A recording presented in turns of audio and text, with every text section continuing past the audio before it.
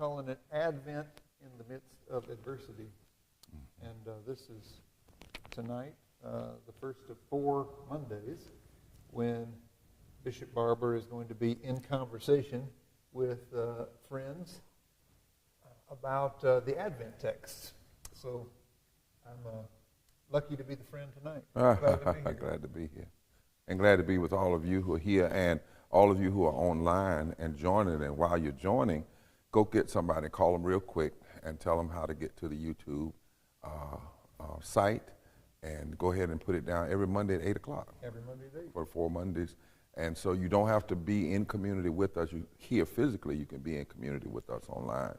And so we're looking for many, many of you from wherever you are. And we'll do a little call out at the end tonight of where people are coming in from, so we can be in community with you for wherever you are. Yeah. So Jonathan, there's a little song that I want to just ask us in here to sing a little bit of. And I learned it in Bible study, right? And it's a song that I was taught you sing when you're not necessarily in friendly territory, but you claim it. And I'm going to try to see if I can sing it tonight, because it's a way of saying I really do believe God is omnipresent, right? Omnipresent. And the song goes something like this. I've sung it in cancer wards. I've sung it before going to jail, quietly to myself. I've sung it when I knew I was going into an environment and we weren't going to win. We weren't going to win the vote, but we were going to win the moral case. We were going to position ourselves so that somebody later could win, right? And it says, we are standing on holy ground, and I know that there are angels all around. Let us praise Jesus now. We are standing in God's presence on holy ground. One verse together if you can. We are standing on holy ground, and I know that there are angels all around. Let us praise Jesus now. We are standing in His presence on holy ground. And it's amazing how much the angels show up in the Advent text in a place of controversy, and yet the angels show up and become a message that even in that place, God is present. So you want to lift this text, Jonathan, and I want you all to think with us through it. I'm going to do some talking. You can do some interrupting anytime you feel like it, or comment. And we are trying to mic so people can hear us out there, so I don't know how well they'll be able to hear folk that are on the mic. But we still want you, if you have a question, to raise it, and to raise it audibly. Okay. All right, so we're going to start in Luke chapter 1, beginning with verse 5. In the time of Herod, king of Judea, there was a priest named Zechariah, who belonged to the priestly division of Abijah. His wife, Elizabeth, was also a descendant of Aaron. Both of them were righteous in the sight of God, observing all the Lord's commands and decrees blamelessly. But they were childless, because Elizabeth was not able to conceive, and they were both very old. Once, when Zechariah's division was on duty, and he was serving as priest before God, he was chosen by lot, according to the custom of the priesthood, to go into the temple of the Lord and burn incense. And when the time for the burning of incense came, all the assembled worshippers were praying outside. Then an angel of the Lord appeared to him, standing at the right side of the altar of incense. When Zechariah saw him, he was startled and gripped with fear. But the angel said to him, "Do not be afraid, Zechariah. Your prayer has been heard. Your wife Elizabeth will bear you a son, and you are to call him John. He will be a joy and delight to you, and many will rejoice because of his birth, for he will be great in the sight of the Lord. He is never to take wine or other fermented drink, and he will be filled with the Holy Spirit even before he is born. He will bring back many of the people of Israel to the Lord their God, and he will go on before the Lord in the spirit and power of Elijah, to turn the hearts of the parents to their children and the disobedient to the wisdom of the righteous, to make ready a people prepared for the Lord." And Zechariah asked the angel, "How can I be sure of this? I'm an old man, and my wife is well along in years." The angel said to him, "I am Gabriel. I stand in the presence of God, and I have been sent to speak to you and to tell you this good news. And now you will be silent and not able to speak until the day this happens, because you did not believe my words, which will come true at their appointed time."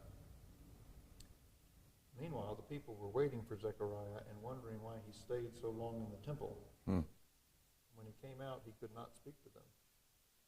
They realized he had seen a vision in the temple, for he kept making signs to them, but remained unable to speak. When his time of service was completed, he returned home. After this, his wife Elizabeth became pregnant, and for 5 months remained in seclusion.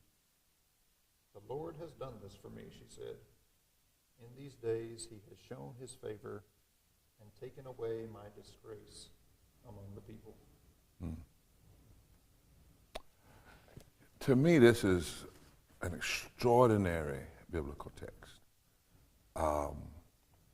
And there's so many passing themes that you could gravitate to. You can't deal with it in one Bible study. So I want all of you to know that tonight is an introductory to this text. We're going to deal with it 2 Mondays. And there's one phrase that I want to lock in on tonight. Now, I had preachers in my family that said this is one of the texts that can, he was just playing about it, but he said this text can help you if you have a wife, if you learn something that Zechariah evidently didn't understand. And that is, don't ever call a woman old. she hunched him. Don't you ever tell her she old or tell her what she can't do. I mean, regardless of whatever else we teach during these Mondays, that's a good word for you during Christmas if you happen to be married. Cover the bases. That's right. I'm gonna help you in the family and in the political life and the spiritual life. But don't. Elizabeth, who are you to tell God I'm old? You know, God said I'm gonna do something. I'm gonna do something. But in this text, you also see the presence of an angel, not just any angel. We'll come back to him, but Gabriel. And I want to deal with next week. What is the significance of Gabriel? You know, the chief angel. Not even Michael, but Gabriel. The one that we nose up that sounds the trumpet at the consummation of all things, you know.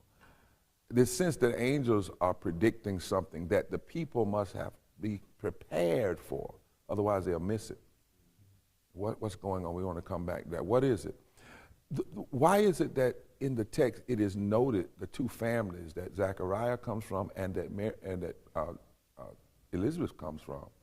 And immediately you find that Elizabeth is connected to the family of Moses, through Aaron, the family that knew what it meant to be 400 years in captivity, but also knew how one birth could change a nation's trajectory. That's how one birth. And so is that what she's saying when she says that she felt like she was not all a woman? It wasn't about her just being female.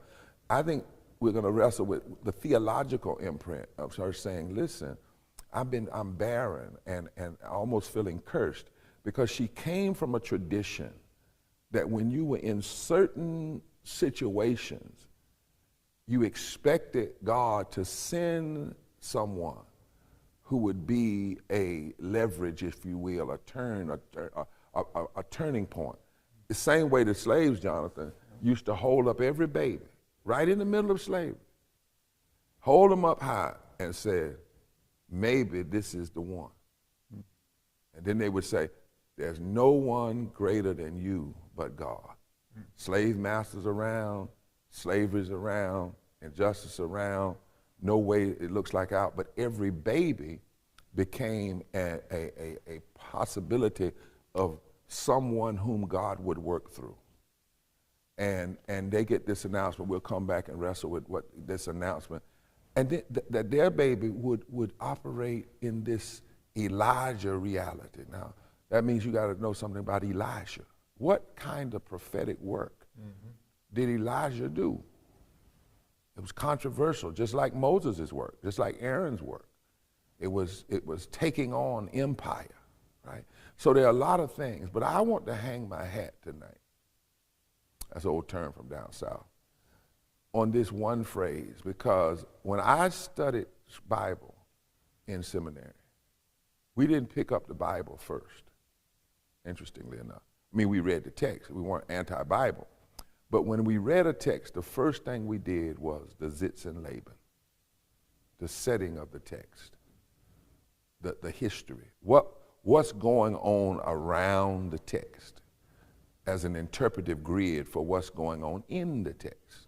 If you don't know what's going on around the text, then you use the text as a pretext. In the days of Herod. Just hang on to that for a moment. You know, the whole Christmas story, I preached a sermon one time, Lord bless us with a mourning Christmas. M-O-U-R-N-I-N-G. Because the Christmas story is really about a battle at Bethlehem. It's about, I wrote some different things, it's about Christmas conflict. It's about Herod's oppression and Jesus' liberation. It's about a midnight star in the middle of social nightmares. That's what we battle against when we try to teach the meaning of Christmas and Advent in our time, because it has been so commercialized, so run amok. I mean, the very time that you ought to be learning how to deal with adversity is right now. So rather than being depressed during Christmas, actually Christmas should be sturdying us. That no matter what's going on around, something's about to happen. And the sign of, if you're in the days of Herod, something's about to happen. God's up to something. Get your eyes open, because there's an angel around somewhere. There's a Gabriel in the midst, you see. And it's a lesson we ought to be teaching to the church, to non-believers, to those who are seeking to believe. And so tonight, in the days of Herod, what is the word? In the days of Herod. Now, once again, I don't want to go straight to the text yet, even though we've read it. I want to step back a little bit in our history and use a part of our history as another interpretive grid. And that is this sermon from Frederick Douglass. I use it all the time, but I want to use it tonight, particularly when in this country, the Supreme Court and the president of the country had decided that oppression and slavery had to be held on to at all costs. The Congress had made the decision. And in 1850-something, the powers that be, a stacked Supreme Court, with many slaveholders on the Supreme Court, almost all of them, ruled in a case called the Dred Scott decision. And that decision basically said, even if you escaped to a free state or a free country, Canada, if you got away, you had no rights. You could still be drawn back. You were still, quote unquote, a slave. The law was against you, right? And this is what Frederick Douglass said, and even though it was in May when he said it, it sounds a lot to me like this kind of Advent hope. Now, he didn't come to it easily. Just like Zachariah and Elizabeth, he had his disappointment. He had his moment of doubting, like Zachariah. You know, how's this going to happen? It hadn't happened this far. Why is it going to suddenly happen now? But then he had a friend that asked him a question: is God dead? Didn't ask him whether or not God was going to change things. Was this just that question? Is God dead? And in some sense, in this text, it is trying to say, don't ever forget that in the days of Herod, the days still belong to God. In fact, God has a divine obligation to show up in the days of Herod, because Herod is attempting to be God. Notice the text, in the days of Herod. In other words, think about that whole notion of name, like we'll say, this is the era of Trump, or this is the era of Obama, or this is the era of, no, that we have to challenge that as believers, because no era or days belong to a human being. They may be in that day, but the days, they are not their days. The day is made by God. No human being can get the sun up in the eastern horizon and put it to bed in the western sky. It does. But there's a reason why Luke, who's not an apostle, who assists with Paul, writes very historically details. You know, in the days of Tiberius, what is he saying? In the days of Herod, is he saying that in the days of Herod, when people began to look at the fact that they began to believe that nothing was hopeful, you just might as well submit to Herod. And what is different about Zechariah and Elizabeth? But listen to Frederick Douglass. He says, after this decision and after the question, is God dead? In one view, the slaveholder has a decided advantage over all opposition. And it is well worth noting this advantage. We need to talk about it. We need to own it. The advantage of complete organization. The opposition is organized, and yet we are not at the pains of creating their organization. The state governments where the system of slavery exists are complete slavery organizations. They are not working for freedom. The church organizations in those states are equally at the service of slavery. While the federal government, with its army and its navy, from the chief magistrate in Washington to the Supreme Court, and thence to the chief marshalship in New York, all of them are pledged to support, defend, and propagating the crying curse of human bondage. From the north to the south, they are all committed. The sword is committed and united against this simple truth preached by humble men in obscure places, that we are all supposed to be equal. The Supreme Court of the United States is not the only power in this world, however. It is a very great power. But the Supreme Court of the Almighty is greater. Judge Taney, the Supreme Court Chief Justice, he can do many things, but he cannot change the essential nature of things. He cannot make evil good, nor can he make good evil. So such a decision ultimately cannot stand. God will be true, though every man be a liar. We must be committed to what we believe in spite of. We can appeal from this hell-black judgment of the Supreme Court to the court of common sense and the court of humanity. We can appeal from man to God. If there is no justice on earth, there is yet justice in heaven. You may close your Supreme Court against the black man's cry for justice, but you cannot, and thank God you cannot, close against him the ear of a sympathizing world, nor shut up the court of heaven. All that is merciful and just on earth and in heaven will despise this edict of Tanny and declare it unjust. As monstrous as it appears, we can meet this decision in a cheerful spirit. This very attempt to blot out forever the hopes of the enslaved people may be one necessary link in the chain of events preparatory to the downfall and complete overthrow of the whole system of slavery. The whole history of the anti-slavery movement is studied with proof that all measures devised and executed with a view to allay and diminish the slavery, anti-slavery agitation has only served to increase and intensify and embolden that agitation.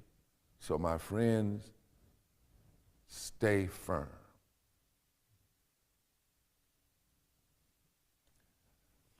In a sense, Frederick Douglass was describing what might be called a then days of Herod.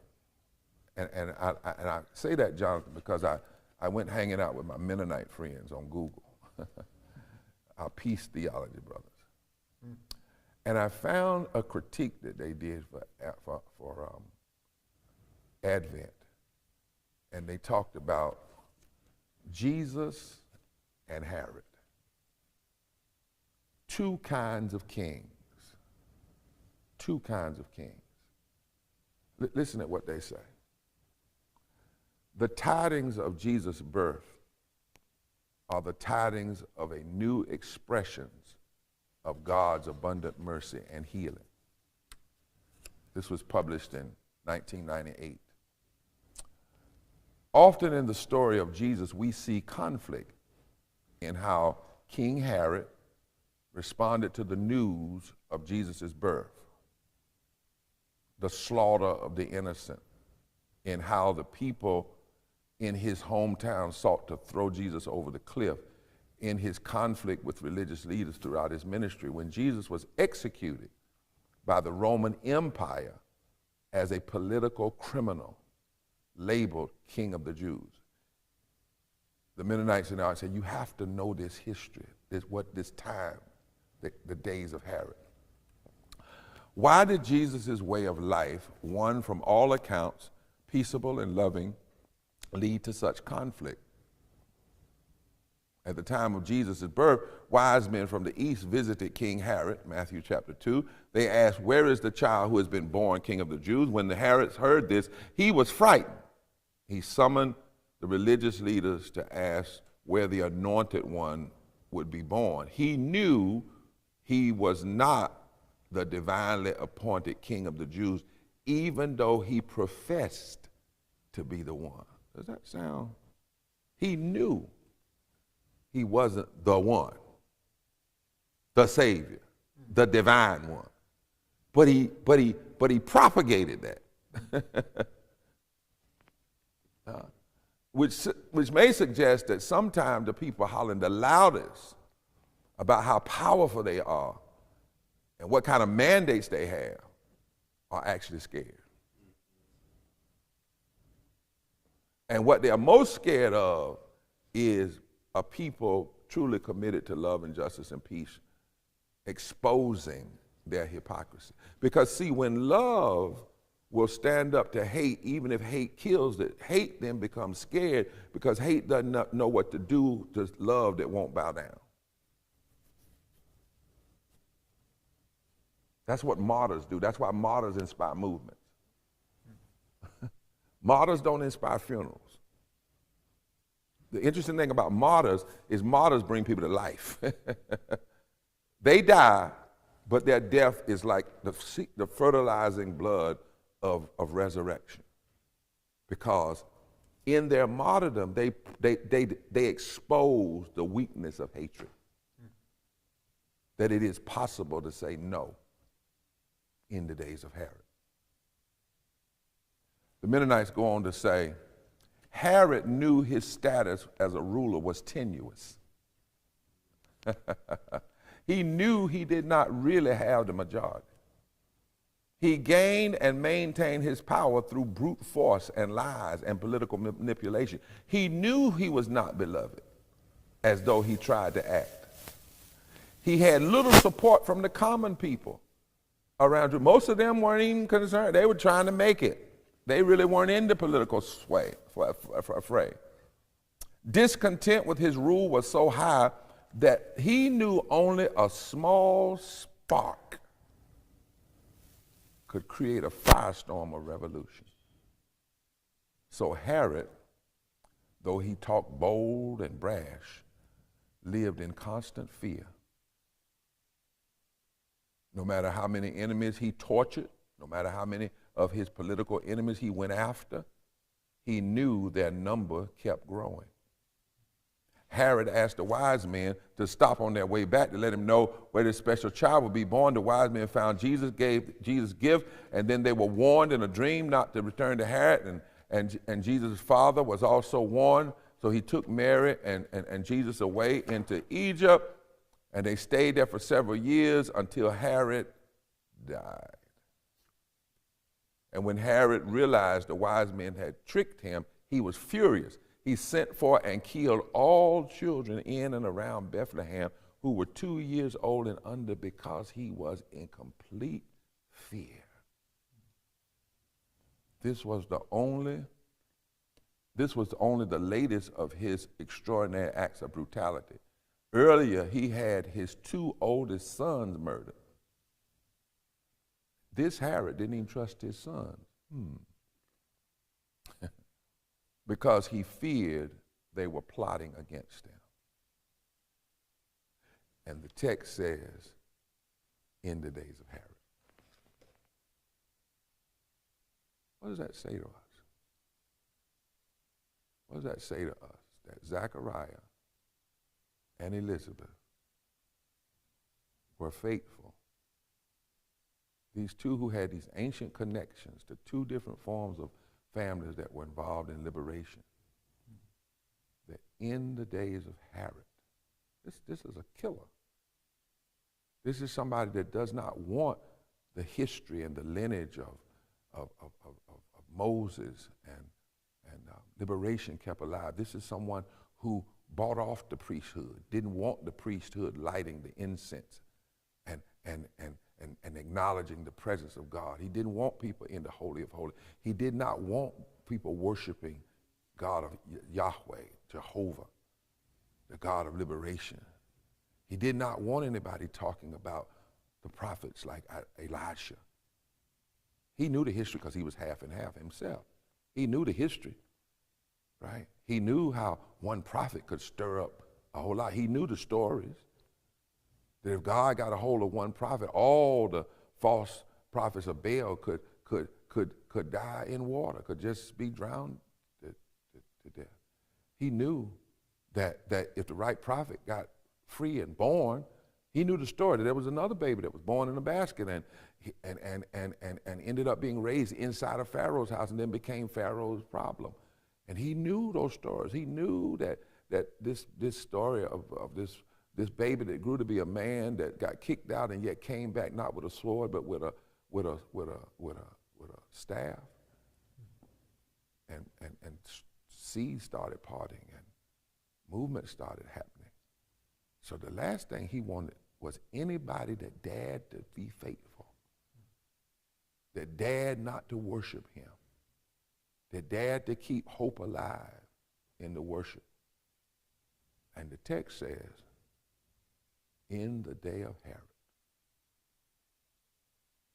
I mean, the unpacking of that statement itself, and then juxtaposing it with Zechariah's action and Elizabeth's actions is incredible. That's one of the reasons we wanted to do this Bible study, because it's adversity in the midst of Advent, or Advent in the midst of adversity. You know, adversity comes from a Latin word, and it means adverse criticism or adverse reaction or opposition or hostility or misfortune or hardship. But let me read to you how some philosophical minds and theological minds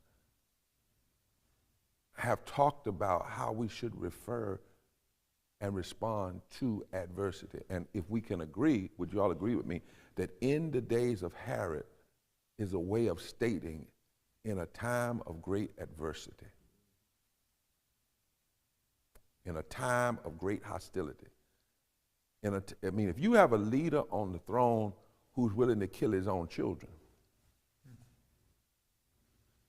politically or physically, if you have a leader on the throne that's willing to kill children to hold on to that power, if you have a leader on the throne that only seeks out the wisdom of God so that he can manipulate the wisdom of God to his own self-glory, that's the only reason he sought the wise men. Then holding on, if you have a person on the throne that basically says, follow me or you're my enemy, and if you're my enemy, I will use every political manipulation I can to shut you down. The first sign of your faithfulness is to remain committed to that which you believe. Had nothing to do with whether you can remove them from the throne or not. The first sign is remaining faithful. What did the text say? Look at it real quick. It says, in the days of Herod, there was a priest named Zechariah. Look who's juxtaposed from one. I'm going to stand up just a second. The evilness and the harshness of Herod is juxtaposed with a local pastor. Sometimes I wonder if pastors really see themselves like that. That their work is actually more important than the head of state. In the biblical text, it is. Martin King was just a pastor. Who was it, Jonathan, that was blown up in Birmingham? His house, they blew up his house. And Fred Shuttleworth, they blew his house up, and his bed ended up in the street, and his wife was still asleep. And he got up and led a march, a prayer vigil. And the powers that be down there, Bull Condon, said, this man, what? He put fear in them, because in the days of Herod, there was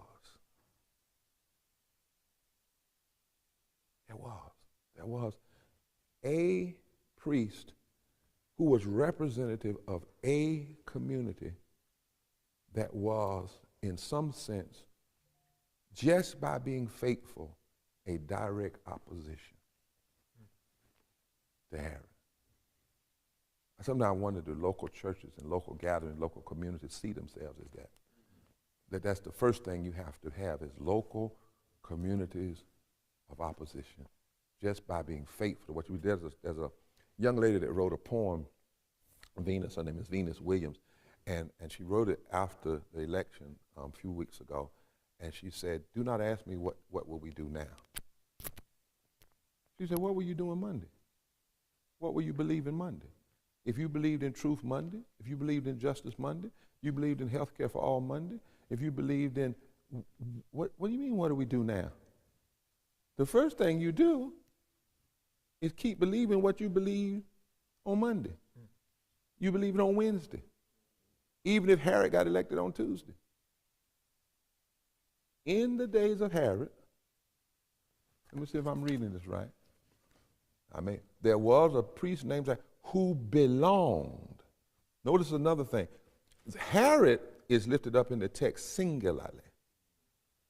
Because that's what he wanted, to be known. I'm the bad one. I'm the one. But watch people who always, I'm the one. But he's juxtaposed with a community. There was a priest named Zechariah, and if I was doing name criticism, we'll get into that later, who belonged to the priestly division of Abijah.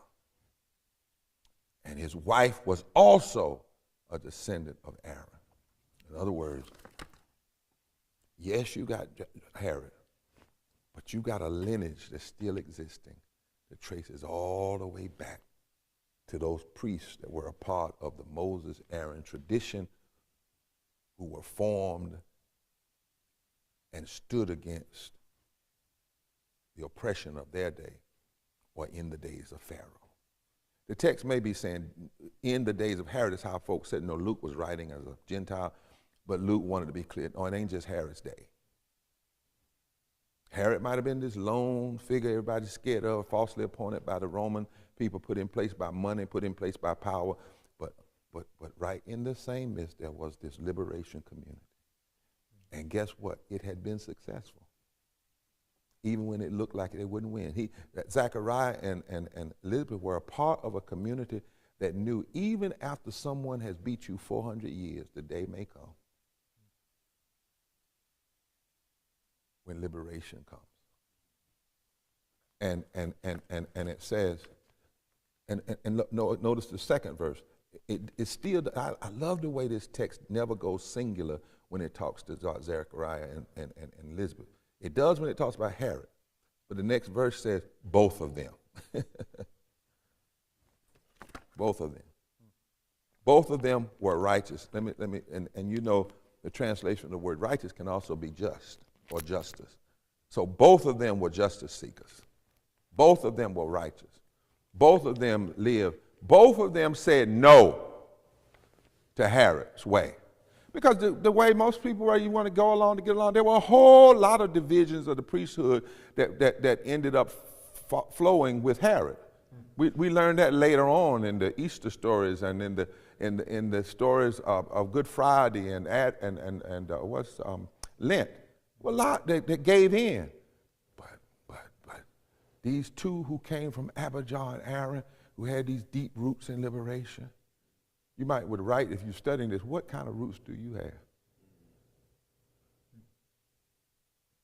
You know, are you a part of the Zechariah and Elizabeth of this moment? They were righteous in the sight of God, observing all that the Lord's commands and decrees blamelessly. Now, some of these folk that try to religious nationalism that might try to interpret this text, they would interpret it simply in terms of religious piety, like personal piety. But that ain't all the decrees of the Lord. In fact, even if you focus on people that we want the Ten Commandments in school, really? Do you know how opposed the Ten Commandments are to the way, you know, certain political figures and extremists are operating today? Do you realize that thou shalt not kill doesn't just mean individually, it means through policy as well? I mean, do you really, do thou shalt not steal, thou shalt not lie, right? You don't really want the Ten Commandments up. Not really, right? But here's Zechariah and Elizabeth together. They are part of a community, and they are operating. And then why does the text say, but they were blameless because Elizabeth was not able to conceive, and they were both old? See the unity? They. Now, if they were in the days of Herod, you know, another side of Herod is Herod loved to produce money, to produce following, and to produce lineage.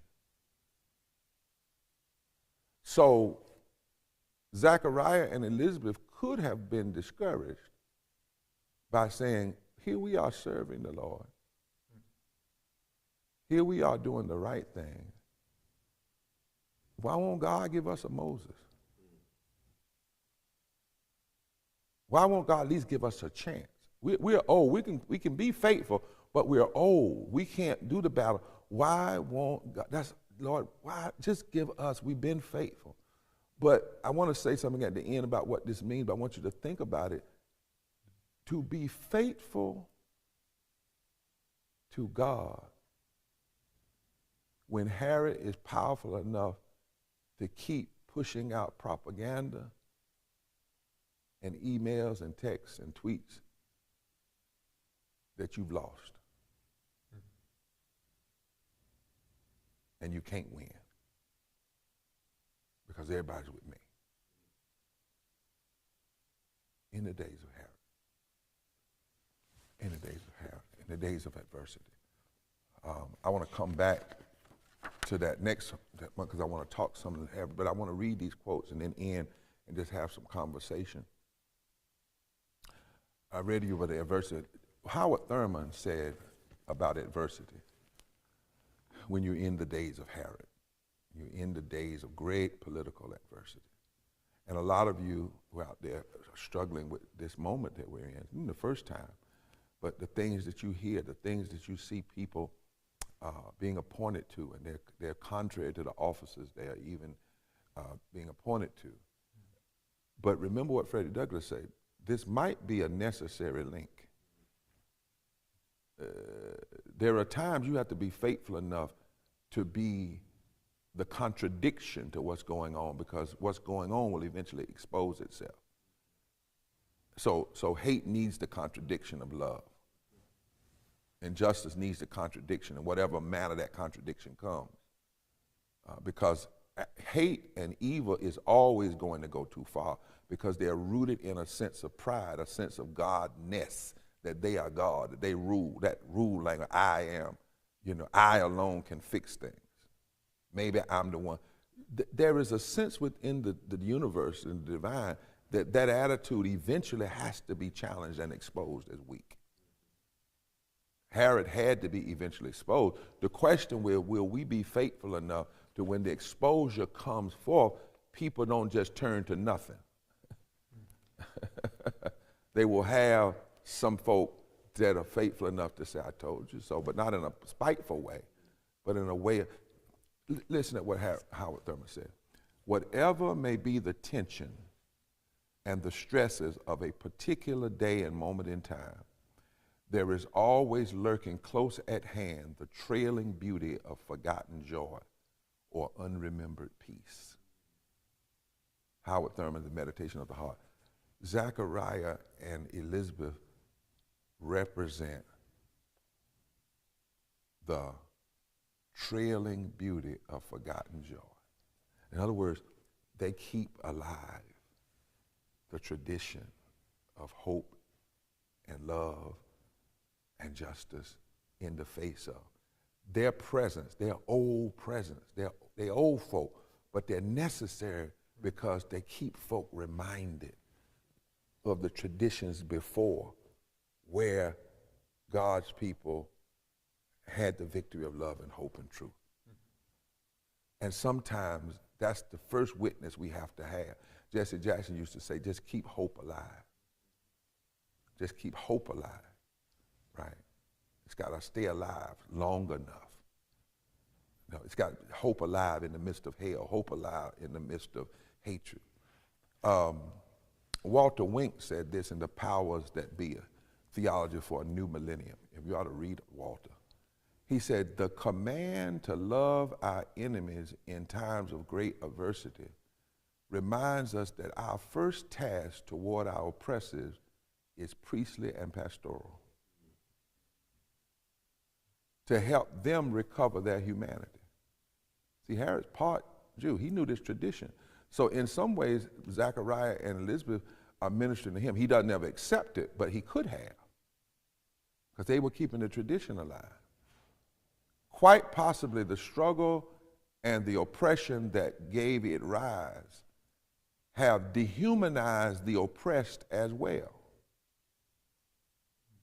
causing them to demonize their enemies. It is not enough to become politically free, we also must become human. In times of adversity, nonviolence presents a chance for all parties to rise above their present condition and become more of what God created them to be. That's why you light the incense. That's why you keep the ritual of holiness. The ritual is so that you don't become the very thing that you challenge. That's why that you got to have priests that constantly keep the fire. We used to sing a song, keep the fire burning. Keep your lamps lit, trimmed and burning. Even in the darkest time, keep a lamp somewhere. It may not light the whole house, but it can light around you. Keep your lamps. At least they can get you through the night. Keep your lamps, trimmed and burning. Keep them. Somebody has to hold on, because if not, if you let all the light go out, you become darkness. The darkness will just absorb you, and you can't even see yourself. You ever been in a place so dark you couldn't see? I have. I've been in a situation one time so dark I couldn't see my own hand. Now, I couldn't see it. The darkness consumed me. But if I keep a flashlight with me, or a match with me, or a lamp with me, the darkness is around, but I don't become the darkness. What do you do in the times of Herod? Dorothy Day said, believe that the greatest challenge was to bring about a revolution of the heart, starting with each individual. Remember in the text it says, when Zechariah went in the temple, what happened? The worshipers gathered, the community gathered. He was doing work not for himself. He was not in there praying for himself, his own personal success. He wasn't in there saying, Lord, give me this, give Elizabeth this. That's this false kind of prosperity mess that we see today. He was in there on behalf of the people. And as long as he kept the people worshiping the God of Abraham, Isaac, and Moses, and Jacob, and Sarah, and Rahab, it was keeping that lamp trimmed and burning, so that they would not be consumed by what? The days of Herod. Every time he went in there, even if he only got to go once a month because they had divisions. So, but any priest that went in there, but particularly when he went in there, and Elizabeth was praying for him while he was in there, there was something going on to keep the community alive. Now I know you may say, jump ahead and say, yeah, but Reverend Barber, while he was in there, he questioned God and whatnot. That's why you need a community. Because even the priest sometimes can struggle when God announces something so powerful. Because God didn't just say, look, you're going to have no baby. God said, look, you're ready to have a child who's going to be the very thing you've been keeping the tradition about. I'm going to send you a John, and he's going to be like Elijah. What? Well, you've been asking for this child, but it wasn't time. Now I need it in the days of Herod and Zechariah. And so God said, let me shut you up before you talk yourself. No, before you talk the community out of a blessing, which we'll get to next week. Why sometimes, even in this moment we're in, you need to tell folk to shut up, to stop rehearsing every day what a certain somebody is saying and somebody's doing. Because all you're doing by constantly talking about that is reinforcing that. One of the 14 characteristics of fascism is to keep telling a lie until the people start repeating it. I'm paraphrasing. But listen to this one more. Dorothy Day said, Dorothy Day believed that the solution to adversity, of course she said, was voluntary poverty and the works of mercy. She said that people could begin with poverty and prayer, fasting and alms, spending themselves in God's service. In other words, in adversity, it's the last place you want to be without a faithful life of service. In adversity, you want to get around the people who are impacted by the adversity and develop community with them and learn from them, too, how they continue to. You want to lock into your God-desired humanity, the humanity for which you were created for, in the most extreme ways. Even if it means taking a vow of poverty, even if it means living among the poor, even if whatever it takes, you've got to be strong in your commitment to hold on in the days of adversity. And you must have spiritual disciplines. Must have. Then she says, they believe that people should build community, grow in faith, and serve, particularly the least of these. She said, because in adversity, you want to remind that our role is to comfort the afflicted and afflict the comfortable. And Yara pulled this, that she said, Dorothy said, when the song of the angels is stilled, when the star in the sky is gone, when the kings and princes are home, when the shepherds are back in their flock, the word of Christmas begins. When the star's gone, and that is to find the lost, to heal the broken, to feed the hungry, to release the prisoner, to rebuild the nations, to bring peace among brothers, to make music in the heart. It begins and starts, let me have my phone. It begins and starts in the days of Herod. And so I wrote these couple of points down, and I just want to have some conversation with you if I can get this, you know how this technology is. But I said, one of the things this text teaches us, the first few verses, is that Zechariah and Elizabeth stayed focused on the source of their hope and liberation. They had the ritual of hope, not the ritual of people often ask me, am I positive, am I optimistic? They kept it on the source of their hope. Number two, success was not their motivation. Because in the days of Herod, you learn why you really serve God. Are you serving God because you pray and then everything happens tomorrow morning, and so the basis is I do this and God does this and I do this and God does it? No, the source of their motivation was not success, it was faithfulness. Faithfulness.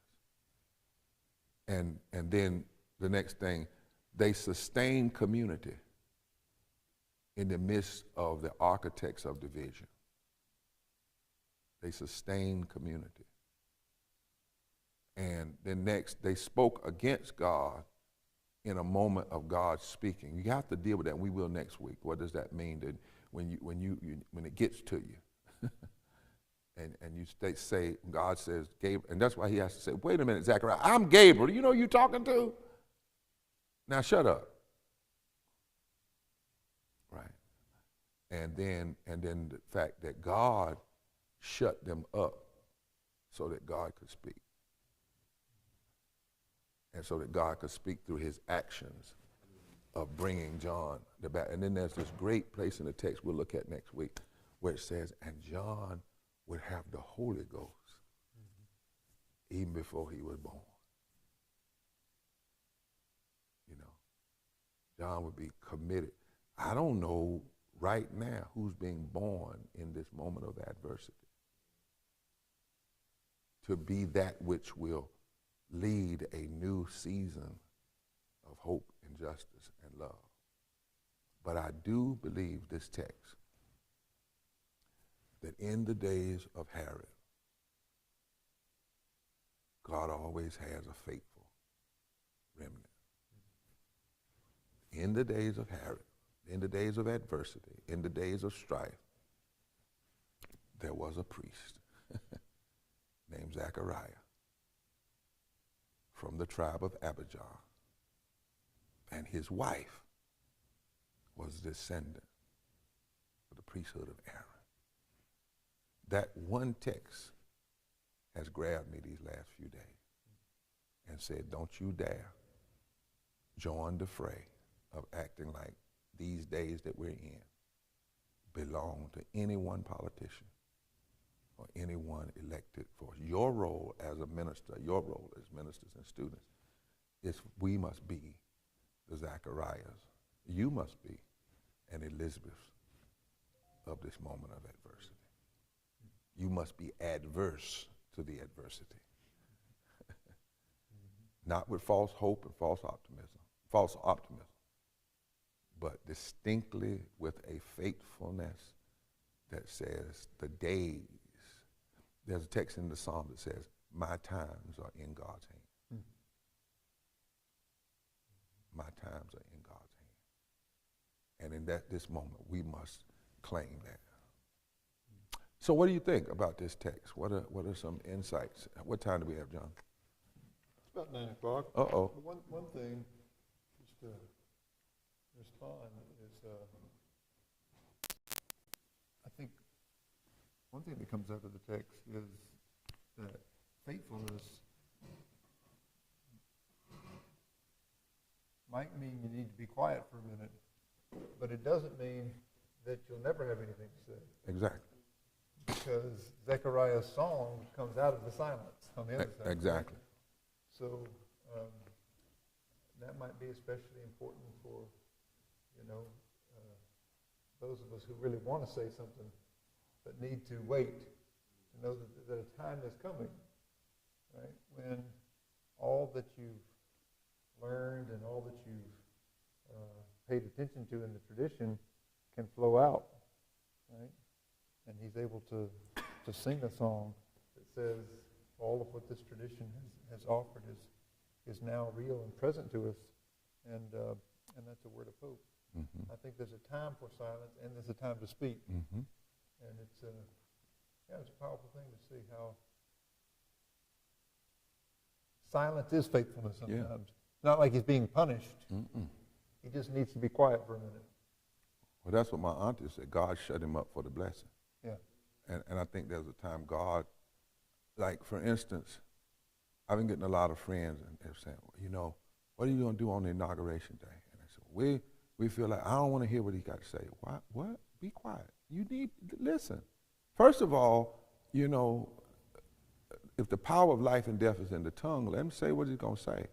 So you know it. But there's a place to listen, it's not that you don't know what to oppose, but be clear you sing the right song. Mm-hmm.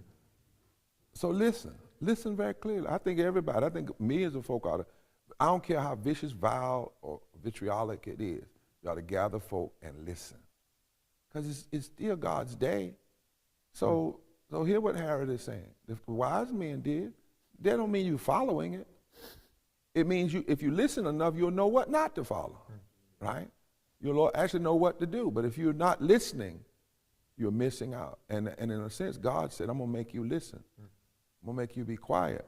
But he still gave signs, the text says, and to let the people know this was not, notice what the right kind of silence will make the people who are also faithful say, he must have seen a vision. Mm-hmm. Mm-hmm. Like that time on the Edmonds Pettus Bridge when King was walking, he had invited all the people in, and he got there, and he knelt down and prayed, and he said, and he turned around and just walked back to the church, and folk were saying, what is wrong with him? He let us out here, he called people wrong, and they didn't realize something very deep was going on. Mm-hmm. Silence is important. There's an Isaiah text that says, O Lord, Isaiah 50, awaken my ear every morning that I might listen, so that I might develop the tongue of the learned and know how to speak to those who are in trouble. Take a shot at the text, what you've heard tonight, that something that's made you, troubled you, or you disagree, and anything. This is open Bible. Yeah. We'll take about 10 minutes before y'all stay hanging with us 10 more minutes online. Yeah. Anybody?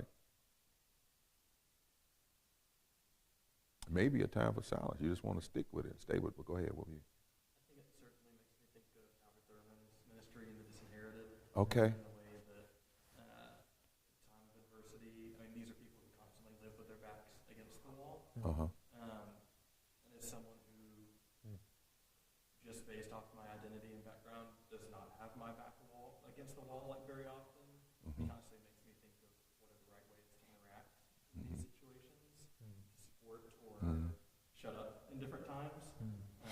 That's just sort of, even you're mentioning how Yeah. And I would think in some ways that because you are a person that thinks about justice and faith and you identify it right in the community, you do have your back against the wall. And what your back is against the temptation not to care, the temptation to walk away, the temptation to just join Herod and be successful. You know what Zachariah and Elizabeth could have gotten if they decided to do like a number of the priests we learn later in the text do. Yeah.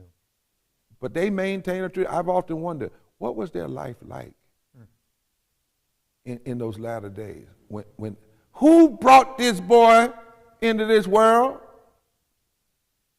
I thought I killed all of them. Who is this guy? Defying me and calling me out when I cut a man's head off because my wife said so and all that kind of stuff. Zacharias, they did it. Oh, those priests, okay. Now what happened? The text doesn't tell us.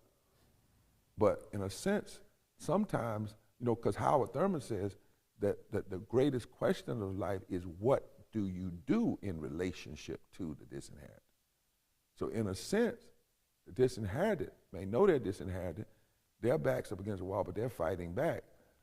If your understanding of your back being against the wall is say being without resources, physical money resources, there is also a back up against the wall of not having spiritual resources and being constantly threatened with the temptation to not be faithful.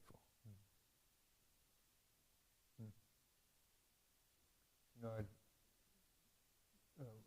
had morning prayer yesterday with folks from Bethlehem who were reminding me and those of us praying with them that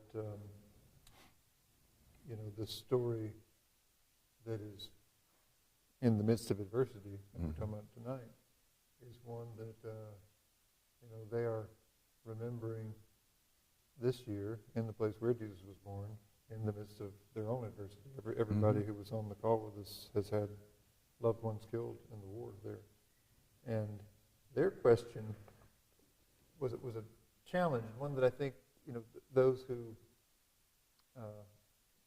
know that they're in adversity can bring to all of us, which is they really wanted to know why is it that the church and the rest of the world doesn't recognize that this Prince of Peace, who we're celebrating together as a church around the world, offers us a way out of this. Yeah.